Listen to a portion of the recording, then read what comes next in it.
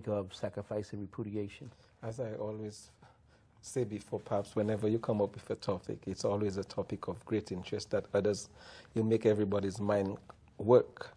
And when I see when we have to think of sacrifice, the things that people do to show their sacrificial giving, it's always a blessing to sit back and look back and see what others have done for us, to sacrifice their part of their life, to see that what we need, we always get it from the beginning of creation, from the day you were born. The first sacrifice we get is from our mothers.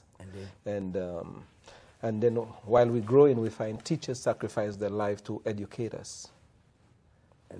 And then we ourselves come in, we get our dreams, we find our purpose, and then we start sacrificing for our families and friends. That's why a lot of folks, we talk about the grand architect of the universe, because only the grand architect could have designed this great design that we exist and experience called life.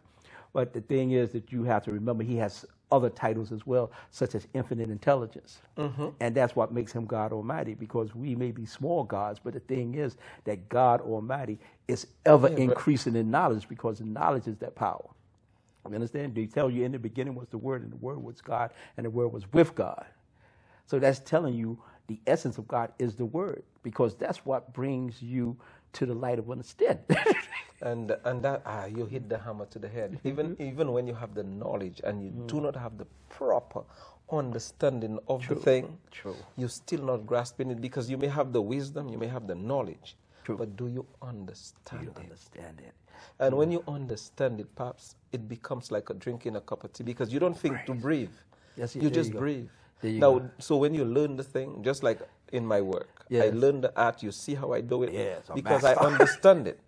So then it becomes so simple when you understand it. But you see, until you understand it, no matter how much knowledge you have, you still don't know what you have. That's why they tell you, those that have eyes, let them see and perceive, and those that have ears, let them hear and understand. Because when we start talking about knowledge itself, you hear around here all the time, either you or myself expressing the fact that knowledge without application is void, right? Vision without execution is simply hallucination, right? So the thing is that a key word that was expressed to me this week by a profound young man, as we went for hours communicating, and he said, yes, but the key is the difference between successful individuals and unsuccessful individuals is that key word called action.